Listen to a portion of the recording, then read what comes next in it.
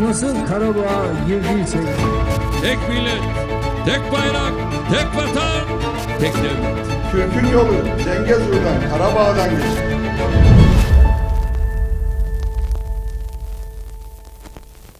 Բարև ձեզ, եթերում իրական Թուրքիա նախագիծն է։ Հայաստանի Հանրապետության սուվերեն եւ ժողովրդավար տարածքը, որտեղ Փաշինյանը պնդում է, թե խաղաղություն է հաստատվել, որտեղ Փաշինյանը կարևորում է իրական Հայաստանը, ոչ թե պատմական, որտեղ Արարատի փոխարեն Հարագածին է Փաշինյանն առաջարկում նայել, Բաքվի օկուպանտը նորից կոչել է Արևմտյան Ադրբեջան, ադրբեջանցիների նախնիների հող։ Բաքվում անցկացվող հերթական հակահայ միջազգային համաժողովի մասնակիցներին դիմելով Ալիևը հայտարարել է, թե ադրբեջանական ժողովուրդը իր իբր պետականության եւ մշակույթի հին պատմությամբ վերջին 2 դարերի ընթացքում իբր տեղահանվել է հայրենի հողից, ցեղասպանության ենթարկվել։ Մենք հավատում ենք, որ Արևմտյան Ադրբեջանի համայնքի խաղաղասեր անդամները կվերադառնան իրենց նախնիների հողեր եւ մեր ժողովուրդների միջև կհաստատվեն բարիդրացիական հարաբերություններ։ Անհրաժեշտ է ապահովել Հայաստանից բռնի տեղահանված ադրբեջանցիների վերադարձն ու ձեռնարկել քայլեր հայերի կողմից կատարված մարդկության դեմ հանցագործությունները միջազգային իրավունքի շրջանակներում գնահատելու համար, հայտարարել է Բաքվի օկուպանտը, անելով հերթական քայլը Հայաստանի տարածքն ադրբեջանցիներով լցնելու եւ այդ կերպ առանց ռազմական ջանքերի Հայաստանի տարածքն օկուպացնելու ծրագրի շրջանակում։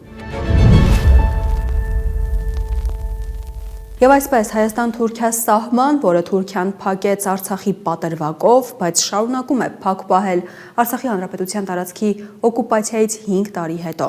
Եվ հիմա շշուկներ են տարածվում այն մասին, թե առաջիկա կես տարում Թուրքիան գուցե կարող է բացել այդ սահմանը։ Նախ Բլումբերգն էր։ Բլումբերգի Անկարայի թղթակիցը, որը որոշ կապեր ունի Անկարայում իշխող Վերնախավի որոշ շերտերի հետ։ Եվ ահա գրում է. Թուրքիան վերադարձել է 31 տարի փակ պահող Հայաստանի հետ ցամաքային սահմանը բացելու քննարկմանը։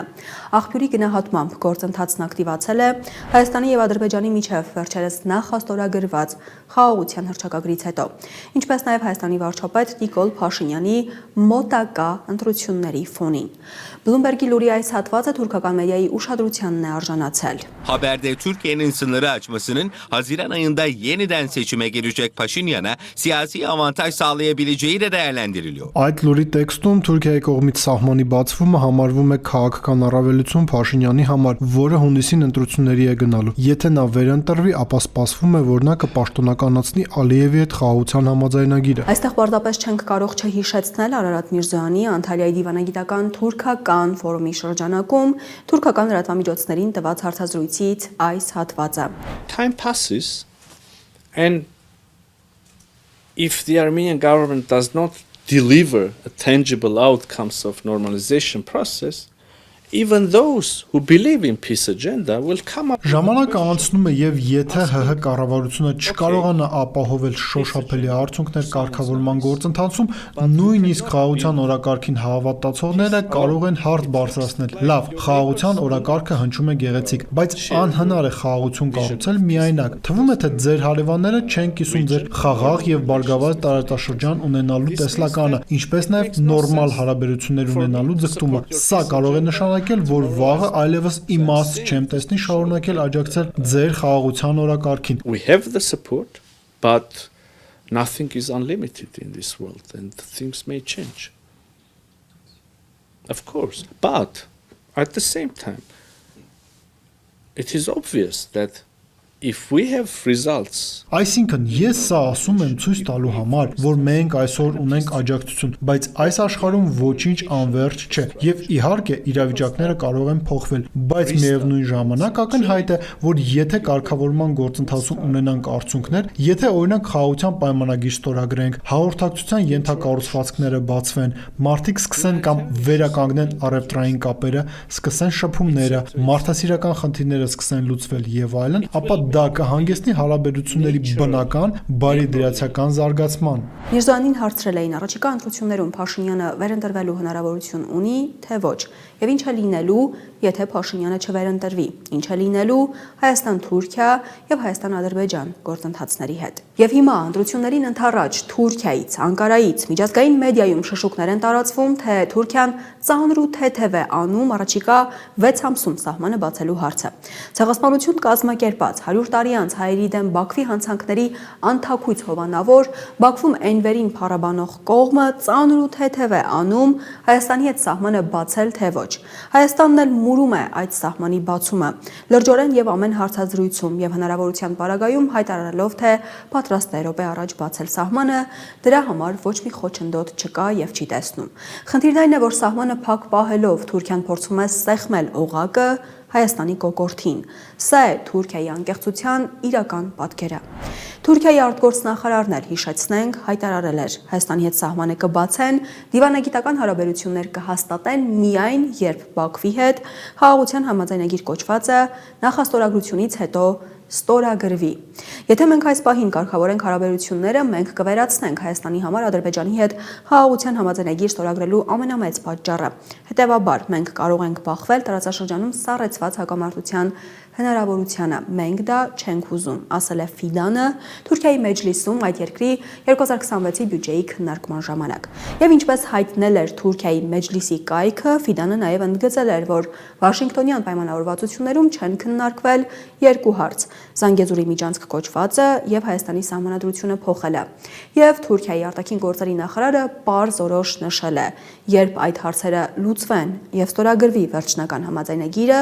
Թուրքիան այդ ժամանակ կբացի իր սահմանը Հայաստանի հետ։ Եվ հիմա շաբաթներ անց հայ-թուրքական սահմանի հնարավոր բացման մասին է խոսել նաև Թուրքիայում Միացյալ Նահանգների դեսպան Թոմ Բարաքը։ Կարող ենք ասել կրկնելով այն, ինչ ասել է Թուրքիայի արտաքին գործերի նախարարը։ Երևանի եւ Բաքվի միջև խաղաղության համաձայնագրի ստորագրումից հետո հայ-թուրքական սահմանի բացման հույս կհայտնվի, ասել է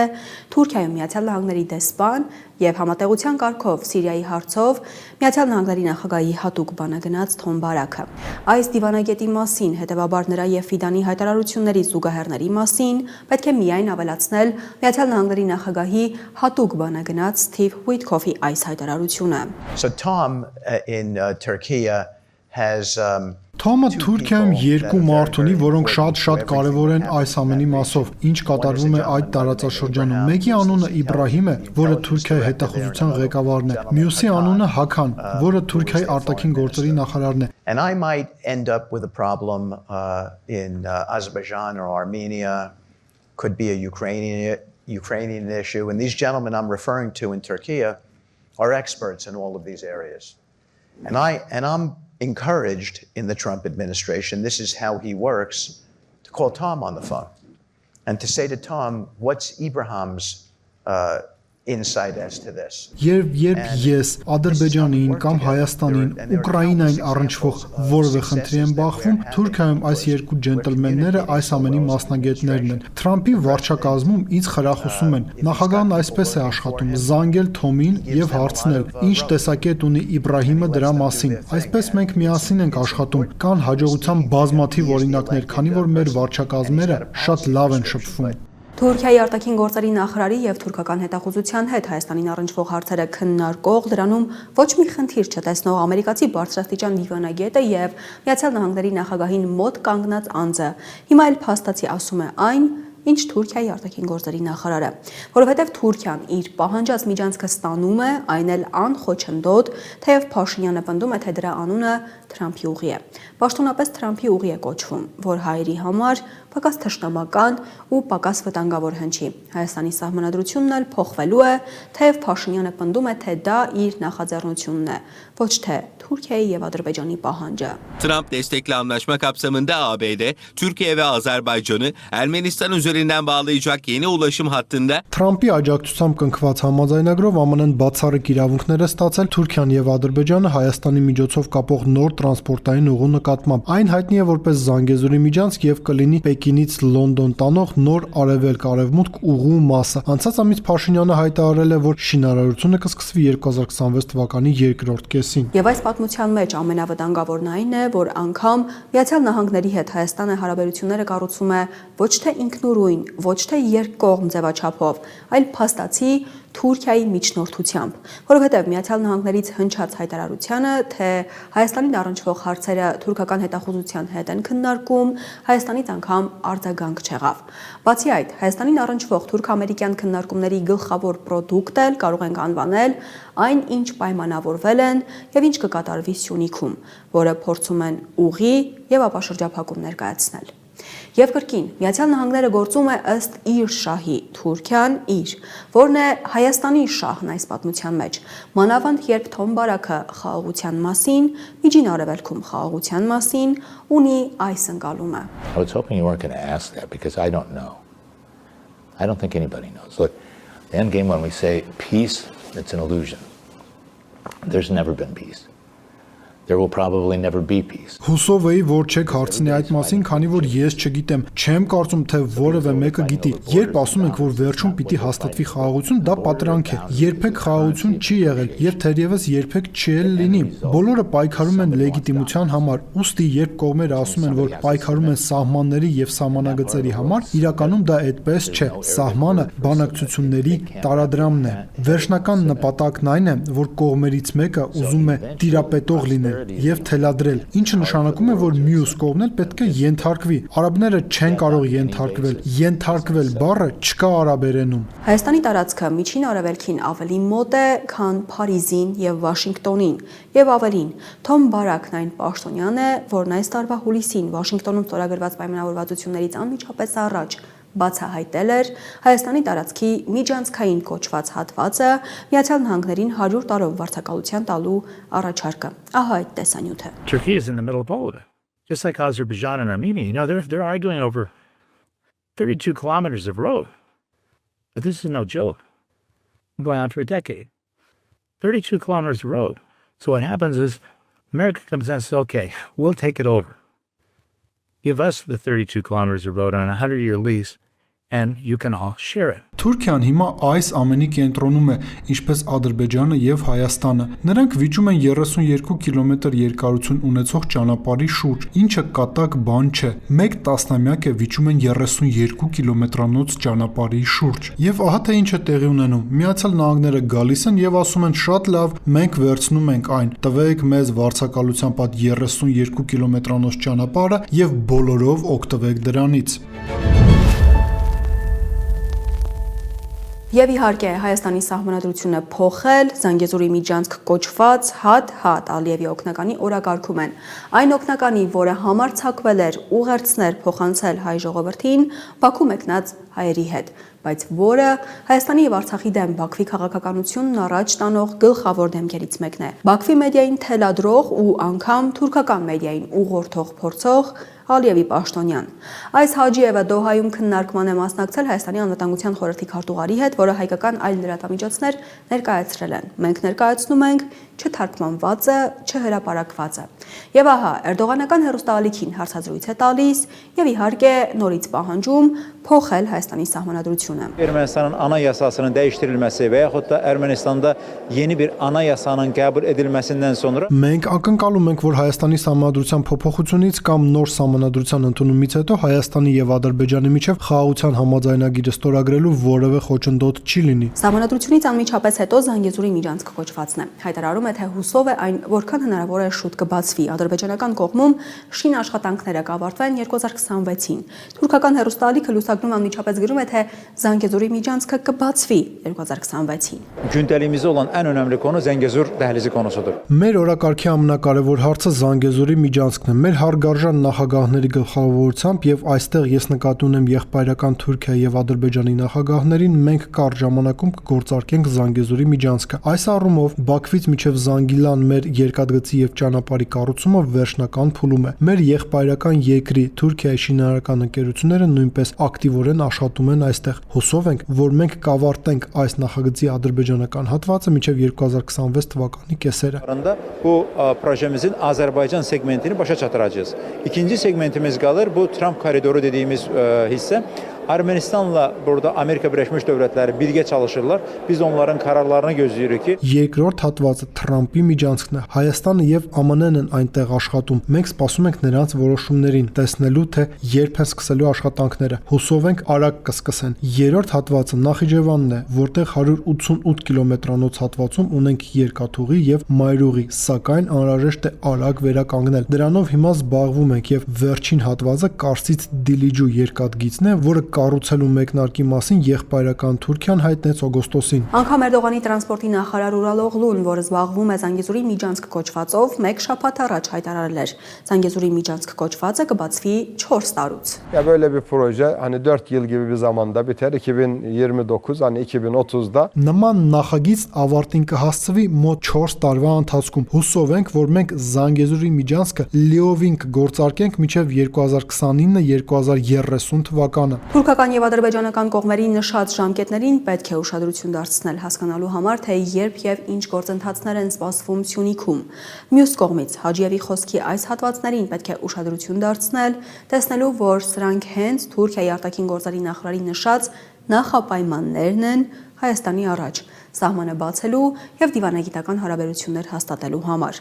Եվ այս թեմայի վերջում Հաջիևը խոսում է Զանգեզուրի միջանցք կոչվածի ադրբեջանական հատվածի շինարարությունն արագ ավարտելու մասին ու որպես դրան նպաստող հանգամանք նշում թուրքական ընկերությունների ներգրավվածությունը, բայց իրականում թուրքական ընկերություններին առնչվող սկանդալ է հասունանում։ Արցախի օկուպացված տարածքներում եւս հրավիրել էին աշխատելու թուրքական ընկերությունների, բայց ահա թե ինչ է պարզվում։ Թուրքական շինարարական այս ընկերության ներկայացուցիչները դիմում են Թուրքիայի նախագահին դժգոհում Ալիևների ընտանիքից, պնդելով, թե իրենց հետ ավելի վատ են վարվել, քան հայերի հետ։ Sayın Cumhurbaşkanım Recep Tayyip Erdoğan, Karabağ zaferi sonrası Karabağ'ı inşa etmek için davet edilen Türk firmalarından bir tanesiyiz. Հարգելի նախագահ Ռեջեփ Թայիփ Էրդողան, Ղարաբաղում հաղթանակից հետո մենք թուրքական այն ընկերություններից մեկն ենք, որին հրավիրեցին մասնակցելու Ղարաբաղի վերականգնմանը։ Մենք իրականացրել ենք 44 նախագիծ, դպրոցների, գործարանների, հյուրանոցների եւ զինվորական կացարանների շինարարություն։ Նախագահ Իլհամ Ալիևը եւ Մեհրիբան Ալիևան անձամբ ներկայ էին բացման արարողություններին։ Պարոն նախագահ, մեր ամբողջ ունեցվածքն ու միջոցները բռնագրավել են Լեյլա Ալիևայի անունով։ Leyla Aliyev adını kullanılarak el konulmuştur. 2 yıldır Azerbaycan devlet kurumlarına başvuru yaptığımız halde sonuç alamadık. Türkiye Büyükelçisi Թուրքիայի դեսպան Ջավիդ Բալջիին հայտնել ենք այս մասին։ Նա պատասխանեց, որ լռենք, այլապես կփչացնեն մեր հեղինակությունը։ Պարոն նախագահ, նրանք ներխուժել են մեր տուն, ձևանալով կեղծ ոստիկաններ։ Թուրք գործարարի տնից զենք են արգրավել, մեզ հետ ավելի վատ են վարվել, քան հայերի հետ։ Մենք խնդրում ենք ձեր օգնությունը։ yapılan bu muameleyi bir Ermeniye yapmadılar. Biz sizden yardım istiyoruz. Սա Արցախի օկուպացված տարածքներում իբր մեծածավալ վերականգնողական աշխատանք իրականացնելու մասին Բաքվի պնդումների վերաբերյալ միակ սկանդալը չէ։ Սկանդալների շարքը սկսվում է կառուցված շենքերի անորակ լինելուց ու հասնում մինչև Ալիևների ընտանիքին ուղղված Արցախում ծախսելու պատրվակով պետական բյուջեն թալանելու մեղադրանքին։ Թուրքական մեդիայում այս օրերին Հայաստանին առնչվում է մի լուր, որը քաղաքական չէ կամ կարող ենք ասել այնքան էլ քաղաքական չէ։ Թուրքիայում արգելված խաղադրույքների հայտնի Փափայա կոչվող սկանդալային գործով մեղադրական եզրակացությունը եւ գաղտնի վկաներից մեկի ցուցմունքն է բացահայտվել։ Ըստ որի, ինչպես թուրքական մեդիայի վերնագրերում է, Թուրքիայում անօրինական խաղադրույքները կատարվում են 3 երկրների ցանցի եւ համակարգերի միջոցով, որոնցից մեկը Հայաստանն է։ Մյուս երկուսը Շվեյցարիան եւ Միացյալ Թագավորությունը։ Գաղտնի վկայի խոսքով տարեկան մոտ 2 միլիարդ դոլար է փոխանցվում Թուրքիայից արտասահման եւ անօրինական խաղադրույքների այս հսկայական շուկայի մեծ մասն ընդհանրապես վերահսկվում է Հայաստանի հետ կապեր ունեցող ընկերությունների կողմից։ Անգամ նշում են, թե շուկայի մեծ մաս ասելով ինչ նկատի ունեն։ Papara iddianamesinin gizli tanığı Türkiye'de yasa dışı bahis sektörünün %60'ı Ermenilerin elinde. Փափայայի գործով գաղտնի վկայի տվյալներով Թուրքիայում անօրինական խաղադրույքների ոլորտի 60%-ը վերահսկվում է հայերի կողմից։ Ամեն ամսվա առաջին 10 օրերին Թուրքիայից մոտ 10 միլիոն եվրո էր ուղարկվում Երևան կամ Լոնդոն։ Բաց եւ հրապարակային նշում են հայկական ընկերությունների անունները, որոնք ներքաշված են այս պատմության մեջ։ Մանրամասն նշում են դրանց դերը շղթայում, ցանցում։ Մենք այս մանրամասները չենք մեջբերի եւ չենք ներկայացնի։ Ավելի կարեւոր է այն, որ թուրքական Էրդողանական կարևորագույն լրատվամիջոցներն են բավական ծավալուն քննարկումներ կազմակերպել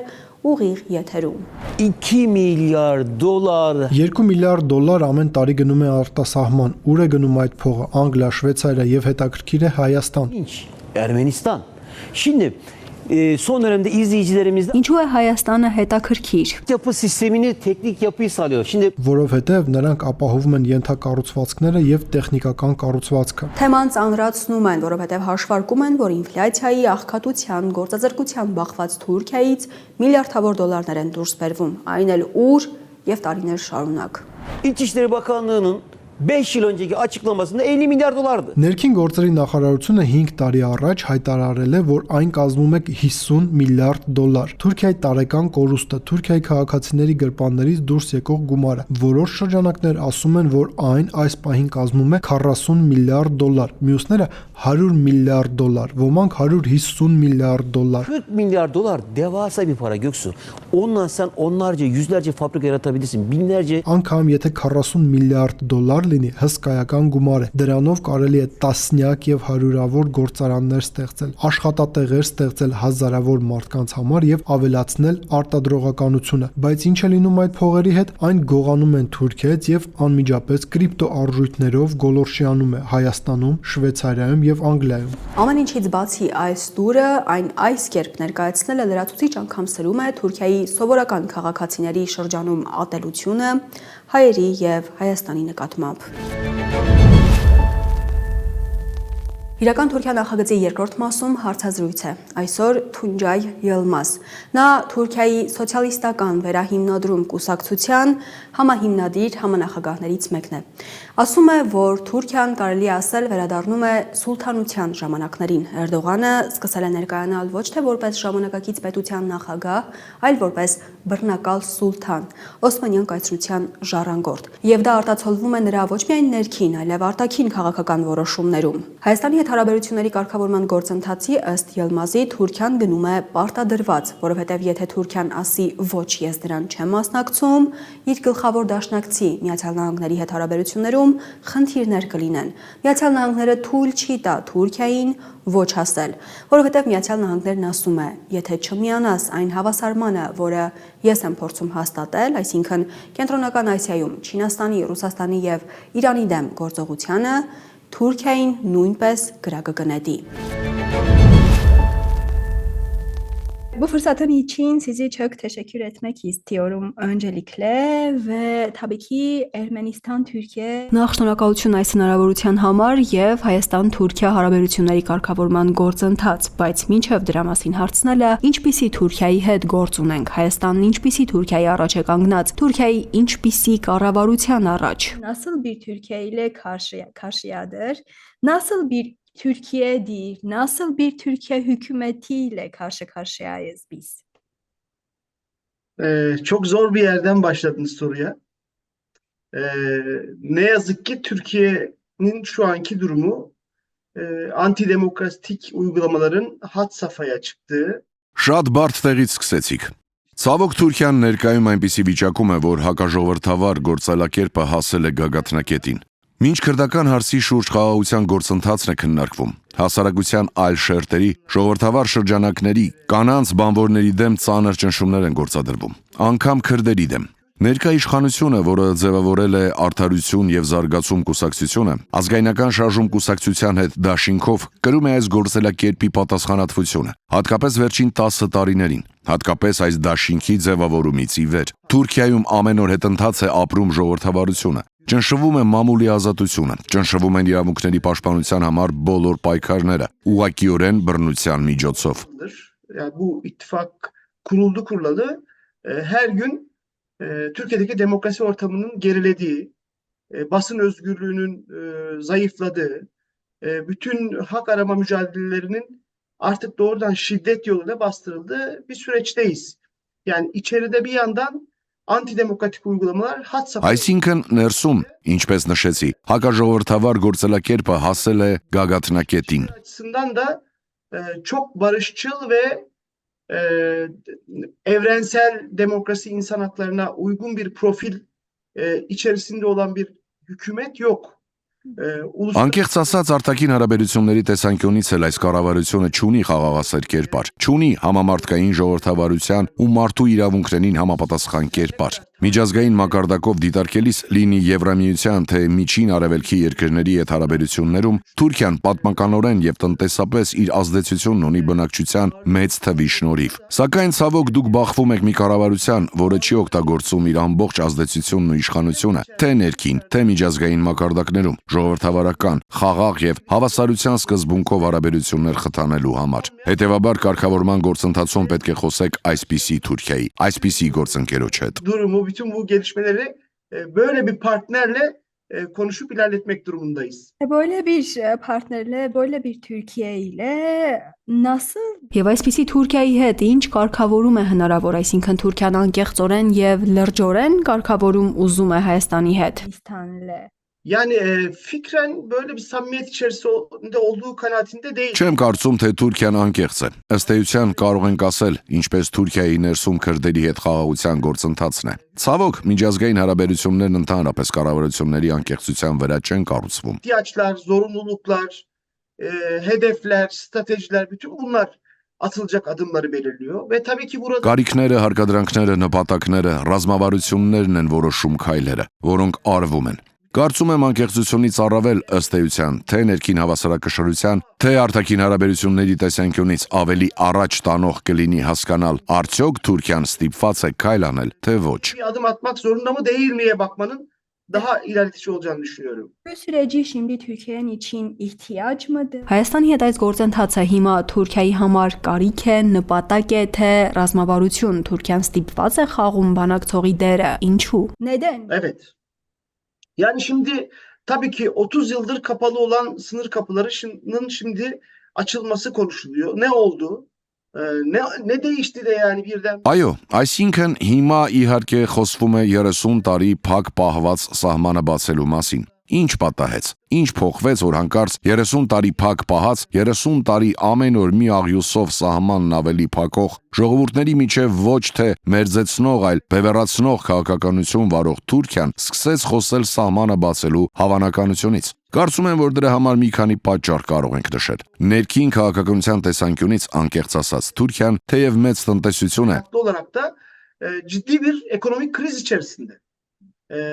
Yatırımcı alamıyor. Իստեղծած հակաժողովրդավար միջավայրի պատճառով նաև լուրջ տնտեսական ճգնաժամի մեջ է։ Կառավարությունն այդ վիճակից դուրս գալու համար չի կարողանում ներդրողներ ներգրավել։ Բացի այդ, երկիրը շատ է հետ մնացել տեխնոլոգիական արտադրանքի ոլորտում։ Սրանից էլ բացի էներգետիկ ռեսուրսների շատ լուրջ պակաս կա։ Այս ամենը հաշվի առնելով նաև Թուրքիայում հակաժողովրդավար գործընթացը լուրջ ճնշում կա թուրքական կառավարության վրա։ Կա նաև իրավիճակի տնտեսական կողմը։ Հայաստանի եւ Թուրքիայի միջև առևտրաշրջանառության ցուցանիշը մեծ չէ։ Նույնիսկ վերջին թվերին նայելիս կարող ենք խոսել մոտ 200-300 միլիոն դոլարի առևտրաշրջանառության մասին, բայց երբ սահմանը բացվի, այս թիվը կարող է փոխվել։ İlişkilerin normalleşmesinde işte buna çok bağlı olan Zengezur koridoru meselesi, Türkiye'nin Orta Asya'ya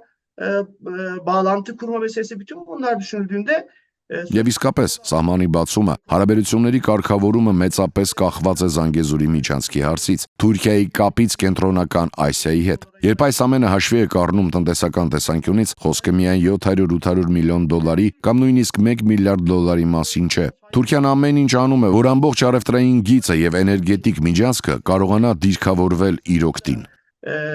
Şu anki iktidar açıkçası Türkiye'de neredeyse faşizmi inşa etme noktasında bir iktidar. İşte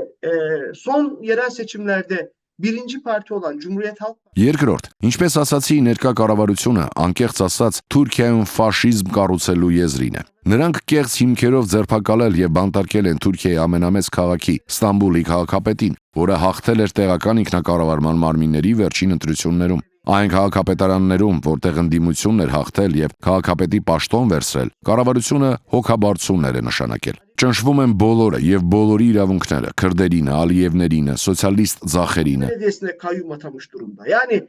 dışarıdan baktığınızda Türkiye açıkçası bir çeşit sultanlığa dönme pozisyonda. Yani Erdoğan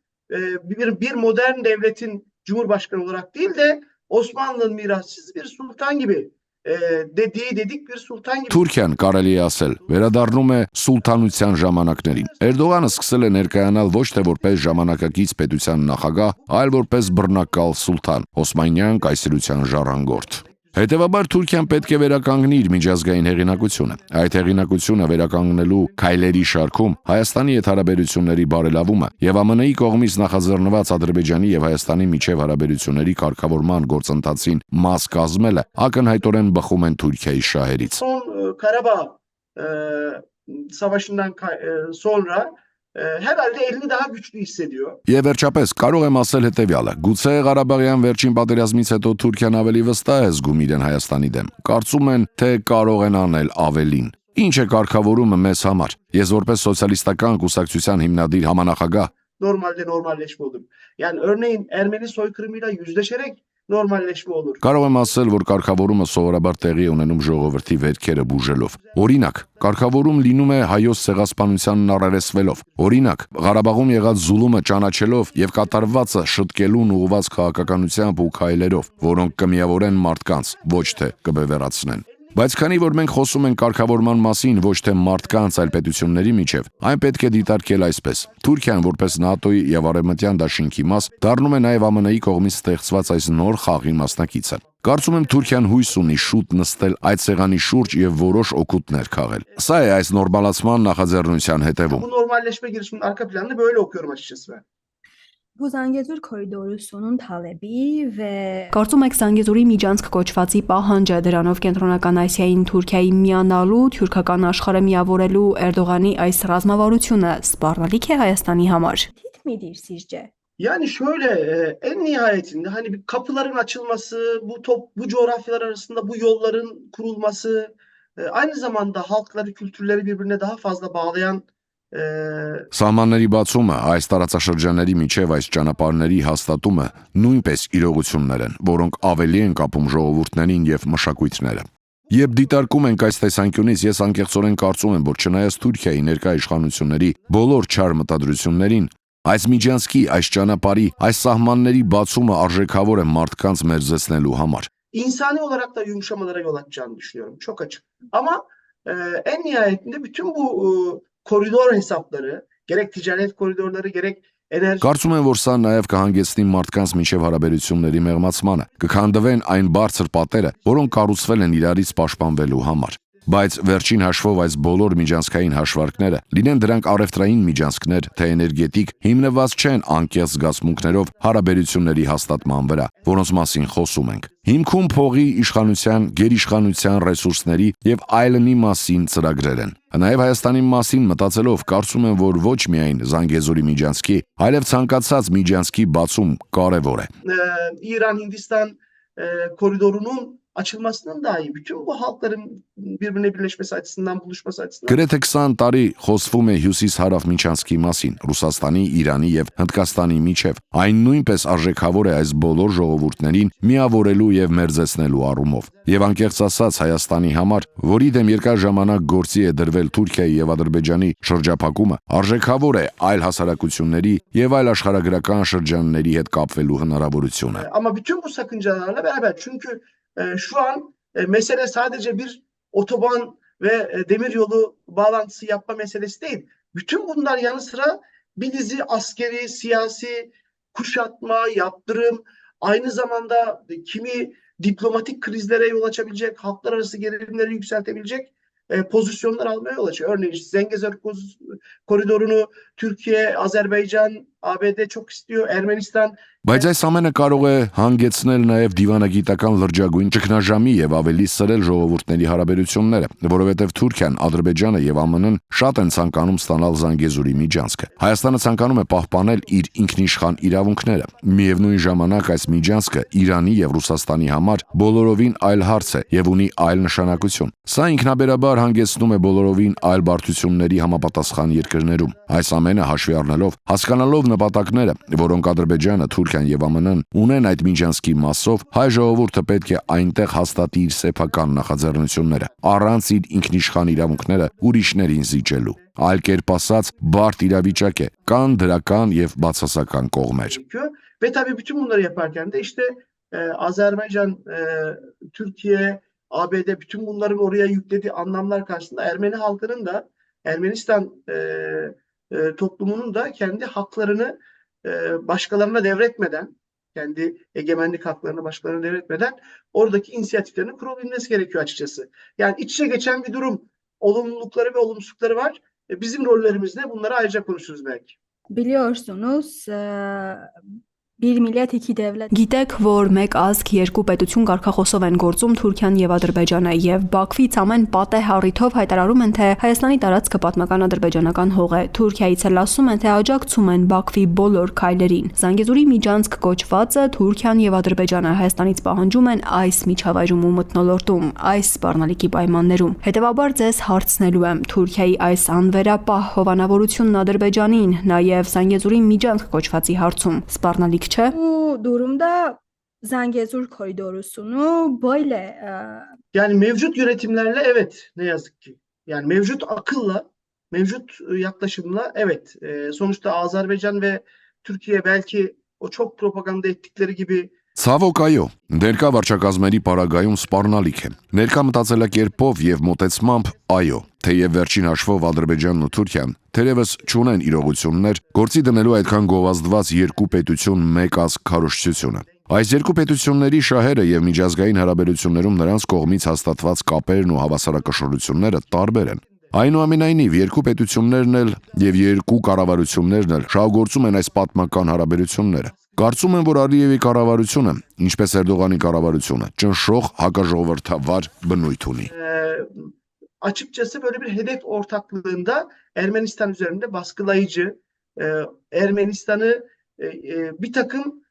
çok hoşuna gitmeyecek anlaşmalara imza atmayı zorlayıcı. Անկեղծ ասած, այս երկու կառավարությունները այդքան ընդհանուր նպատակներով կարող են ճնշում գործադրել Հայաստանի վրա եւ ստիպել ստորագրել այնպիսի համաձայնագրեր, որոնք կարող են անցանկալի համարվել։ Փաշինյանը իշխանության եկավ ժողովրդի աջակցությամբ, բայց հիմա հայ ժողովուրդը չպետք է թողնի այս բոլոր զարգացումները իշխանության հայեցողությանը։ Նրանք պետք է ավելի նախաձեռնողաբար ներգրավվեն այս գործընթացում։ Դուք ճիշտ եք, երբ նշում եք մտահոգությունների մասին, որովհետև Ղարաբաղյան պատերազմը տեղի է ունեցել վերջերս եւ Թուրքիան օգնել է այնտեղ։ Bizim buradan ahkam kesmemiz çok doğru olmaz, bir şeyler söylememiz çok doğru olmaz ama Ermeni halkı da bütün bu gelişmeleri sadece iktidar odaklarının iki dudağı arasına bırakmamalı. Daha inisiyatifli olarak bu sürece dahil olmalı. Yani ben şöyle bakmanın iyi olacağını düşünüyorum. Dediğiniz doğru, siz mutlaka o kaygıyla yaşıyorsunuz. Çünkü çok daha yeni Karabağ Savaşı oldu ve Türk Devleti de oraya yardımcı olarak Karabağ'da açıkçası etnik temizliğe gidildi neredeyse yani. Անկեղծ ասած, Ղարաբաղում էթնիկ զտումներ գործնականում իրականացվել են։ Սակայն թեև դուք ճիշտ եք մտահոգությունների հարցում, ես չեմ կարծում, որ միջազգային հանրությունը, նույնիսկ Թուրքիայի ժողովրդի զգալի մասը աչք կփակի Հայաստան ներխուժման պարագայում։ Թուրքիայում կան միլիոնավոր մարդիկ, ովքեր դեմ կլինեն նման բանի։ Türkiye'de böyle bir şeye karşı olacak milyonlarca insan var. Yani bir kez daha Ermeni soykırımına yol açacak bir çatışmanın Այլ կերպ ասած, կան միլիոնավոր մարդիկ, ովքեր դեմ կլինեն այնպիսի քայլի, որը կհանգեցնի եւս մեկ հայոց ցեղասպանության։ Աշխարհը եւս դեմ կլինի նման քայլի։ Չնայած մենք պատմականորեն շատ դժվար ժամանակներ ենք ապրում, բոլորս հետևում ենք Գազայի վիճակին, ես հնարավորություն ունեցա դիտարկել եւ տեսնել աշխարհի տարբեր ծայրերից արձագանքները Ղարաբաղյան պատերազմի ժամանակ։ Չեմ կարծում, թե հայ ժողովուրդն անկազմակերպ է, անօգնական է, հուսահատ է։ Միշտ պետք է հիշել այն սպառնալիքները, որոնք դուք նշեցիք, բայց մտածելով, թե ինչպես դրանք շրջել ժողովրդի օգտին։ Կարծում եմ, որ պետք է ձգտել սրան։ nasıl halkların lehine çeviririz, bunun için de çabalamak lazım sanıyorum. Ermeni soykırımı talebi var. Թուրքիան ունի նաև հայոց ցեղասպանության թեման փակելու պահանջ։ Թուրքիայի կառավարությունը շարունակում է ժխտողականության քաղաքականությունը։ Ինչու է Թուրքիայի համար դժվար ու բարդ ընդունել պատմական իրողությունն ու այդ kերp փակել էջը։ Diyor. Neden gerçeğini dinlemek zordur Türkiye'nin için? Yani çünkü bu bugünkü Türkiye devletinin üzerine kendini inşa ettiği ana omurgadır. Yani Türkiye Cumhuriyeti bugünkü yani 100 yıl önce Որովհետև այսօրվա թուրքական պետությունն այդ հիմքի վրա է կառուցվել։ Մեկ դար առաջ Թուրքիայի հանրապետությունը հիմնադրվել է ոչ մուսուլմանների, հիմնականում հայերի, հույների, ասորիների եւ եզդիների ցեղասպանությամբ։ Օսմանյան կայսրությունից Թուրքիայի հանրապետության անցումն այնպիսի պատմությամբ է, որի հետ Թուրքիան չի կարողացել առերեսվել, թեև 1 դար է անցել։ Թուրքիան չի առերեսվել այս ցեղասպանությունների հետ, չի առերեսվել այս խտրականության հետ։ Սա ներկա կառավարությանն ուղղված մեր առաջին հարցն է, եւ այդ պատճառով էլ մեզ համար դժվար է եղել։ Մինչ մենք քննարկում ենք այս ամենը, Թուրքիայի կառավարությունը երգում է մեկ պետություն, մեկ ազգ, մեկ դրոշ կարգախոսը։ Այլ կերպ ասած, Թուրքիան հրաժարվում է ընդունել այն իրողությունը, որ տարբեր ժողովուրդներ, այս տարածաշրջանի հնագույն ժողովուրդները, հայեր, քրդեր, լազեր, արաբներ, չերքեզներ, հազարամյակներ շարունակ ապրել են այս տարածքներում։ Սա է մեր պայքարի հիմքում։ Ինչու օրինակ Թուրքիայում հիմա 25 միլիոն քուրդ կա, բայց քրդերենը դեռևս հեռու է պաշտոնական լեզու լինելուց։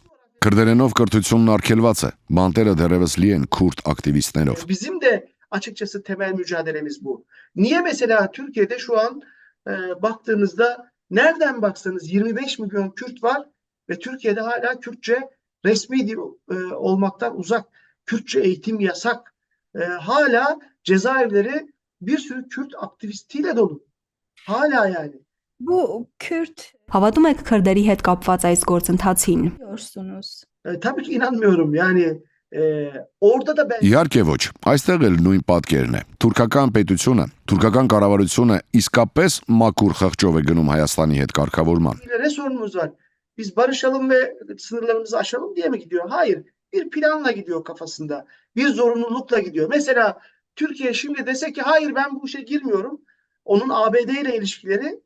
ona böyle bir şey dedirtmiyor. Çünkü aynı zamanda ABD ona da eğer bu benim kurmaya çalıştığım denklemin içine yani Փորձում է խաղաղություն հաստատել եւ բացել սահմանը։ Ոչ, նրանք գնում են մտքում ունենալով ծրագիր։ Նրանք գնում են, որովհետեւ պարտադրված են։ Եթե Թուրքիան ասի ոչ, ես դրան չեմ մասնակցում, ԱՄՆ-ի հետ հարաբերություններում խնդիրներ կլինեն։ Թույլ չեն տան նրան նման բան ասել, որովհետև ԱՄՆ-ն ասում է, եթե չմիանաս այս հավասարմանը, որը ես փորձում եմ հաստատել, այսինքն Կենտրոնական Ասիայում Չինաստանի, Ռուսաստանի եւ Իրանի դեմ գործողությանը, քեզ նույնպես կրակը կնետեմ։ Հետևաբար, ինչպես ասացի, պետությունները ավելի շատ գործում են միջազգային պարտավորությունների, կարիքների եւ ռազմավարությունների շուրջ, քան ելնելով խղճի եւ անկեղծության նման գործոններից։ Նույնը վերաբերում է նաեւ քրդական հարցին։ Ինչու է Օջալանը հավատացել Էրդողանի նախաձեռնությանը։ Öcalan'ın da inandığı kanaatinde değilim. Yani Öcalan'ın metinlerini Չեմ կարծում, թե Օջալանը հավատում է։ Ես ուշադիր հետևում եմ հայտարարություններին եւ կարծում եմ, որ նա իրավիճակը գնահատում է հետեւյալ կերպ։ Թուրքական պետությունն այժմ լուրջ լարվածության փուլում է տարածաշրջանում, միջազգային զարգացումների եւ ճնշումների շրջանակներում։ Հիմա, եթե ժողովուրդը կարողանա միջամտել եւ ճնշում գործադրել, կարելի է որոշ քայլեր անել։ Bölgedeki sıkışmalar çerçevesinde ciddi bir sıkışma yaşıyor şu an. Şimdi halklar müdahale edip buraya bir baskı yaratabilirse bazı adımlar atılabilir ve o adımlar atıldığında esasında bu korkulan şeyi yani Եվ երբ այդ քայլերն արվեն, հասարակությունը կարող է տեսնել, որ այն, ինչը ընդունել վախենում էին, ի վերջո այդքան էլ կործանարար չէ, եւ դա կարող է հիմք հանդիսանալ իրական ժողովրդավարական վերափոխման համար։ Բացի այդ, իշխանությունը ստիպված է նաև քրդերին ուղղված այս քայլն անել։ Քանի որ վերջին ընտրությունները ցույց տվեցին, քրդերի ձայները դեր ունեն։ Թուրքիայում իշխող կուսակցությունը ձայների պակաս ունի։ Օջալանը պարտադրել է գտնել լուծումներ քրդական հարցը կարգավորելու համար, որովհետև շատ կուսակցություններ պատմության գիրկն են անցել, չկարողանալով լուծել քրդական հարցը։ Օջալանը այս կերպ ճնշում է գործադրում ներկա կառավարության վրա։ Օջալանը փորձում է իր ձևով մշակել մի նախագիծ, որը թույլ կտա այս տարածաշրջանի ժողովուրդներին ապրել որպես եղբայրներ։ Açıkçası Öcalan hükümete şunu dedi. Ya bu adımı atacaksınız ya siz yani buradan kaybolup gideceksiniz. Çünkü bir sürü parti tarihe gömüldü yani Kürt sorununu çözemediği için. Եվ պետք է նաև նշեմ իմ մտահոգությունը։ Իմ գործը չէ այդքան շատ պաշտպանել Օջալանին։ Կարծում եմ, որ այս գործընթացի ընթացքում արված որոշ քայլեր մտահոգություն են առաջացրել։ Ինչ անել, եթե կառավարությունը կրկին հասնի իր նպատակին, բաժանելով ընդդիմությունը, բաժանելով ժողովրդավարական բևեռը, որն ունի ներկա կառավարությանը հաղթելու ներուժ, եւ իշխանությունը պարզապես փորձում է նրանց միասին գործելու հնարավորությունը բացառել։ Atılan kimi adımların bizlerde de kaygı yarattığını ya acaba bir kez daha iktidar şu an muhalefet bloğunu birbirinden kopartarak yani bugünkü iktidarı yenme potansiyeli taşıyan demokrasi kutbunu birbirinden kopartarak birbirine hareket hale Իհարկե մենք մտահոգված ենք, որ այդ պարագայում ավելի դժվար իրավիճակում կհայտնվենք։ tersine bir durum olmaz mı? Bu sefer biz daha zor durumda kalamayız mı diye tabii ki kaygı duyuyoruz yani bunu da belirtmeliyim. Ve son sorum, gelecek seçimlerde Erdoğan Դրություններում հաշվի առնելով այս ամենն ու բոլոր մանրամասները, որ նշեցիք Թուրքիայի մասին, Էրդողանը եւ նրա դաշնակից ազգայնական շարժում կուսակցությունը ինչ հնարավորություններ ունեն, ինչ կարող է լինել նրանց հետ։ Yani AKP-MHP iktidarının birden çok krizi var. Yani baş etmek zorunda olduğu. Արդարություն եւ զարգացում կուսակցությունը եւ դաշնակից ազգայնական շարժում կուսակցությունը բազմաթիվ ճգնաժամերի պետք է դիմակայեն։ Չեմ կարծում, որ նրանք կարող են հեշտությամբ պահել իշխանությունը։ Նախ Թուրքիայում շատ լուրջ տնտեսական ճգնաժամ է, եւ այս տնտեսական ճգնաժամը կարծես խորանալու է, որովհետեւ նրանք փորձում են Թուրքիան վերածել Եվրոպայի Չինաստանի։ Türkiye'ye ilişkin projesi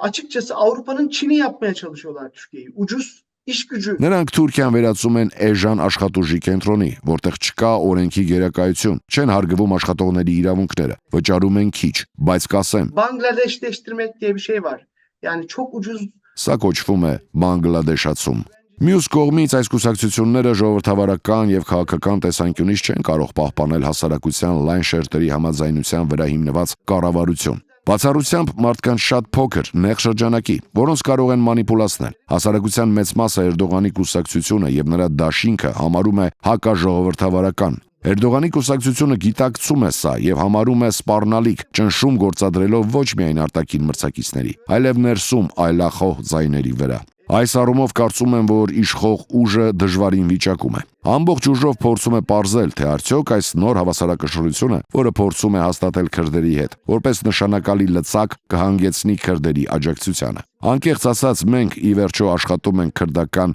դեմ կուսակցության հետ։ Ունենք ընդհանուր դաշինքներ բազմաթիվ ոլորտներում, եւ չեմ հավատում, որ քուրդ ժողովուրդը կամ քրդական ազատագրական շարժումը կկարողանան աջակցել Էրդողանի կամ նրա դաշնակից ազգայնական շարժում կուսակցությանը։ Այս կուսակցությունները կարող են երազել դրա մասին, կարող են ունենալ այս սպասումը։ Դուք հարցրեցիք, հավատում եք այս գործընթացին։ Այս իշխանության գործելակերպի փոփոխությանը քրդերը նույնպես չեն հավատում։ Քրդերը չեն հավատում, որ իրականում փորձում են մտածելակերպ փոխել քրդական հարցը լուծելու համար։ Իրականում փորձում են գործարք կնքել, պարտադրել զենքերը վայր դնել։ Այնպես որ եթե Էրդողանի կուսակցությունը չստանա միջազգային եւ թուրքական կապիտալի աջակցությունը, առաջիկա ընտրություններում կարծում եմ, որ այն լուրջ աջակցություն չի ստանա Թուրքիայի ժողովրդից, ոչ արևմուտքում, ոչ էլ արևելքում։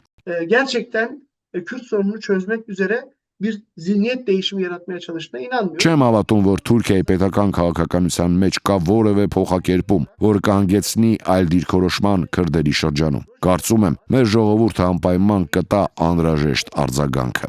Mutlaka burada halklarımız gereken cevabı verecektir diye inanıyorum yani.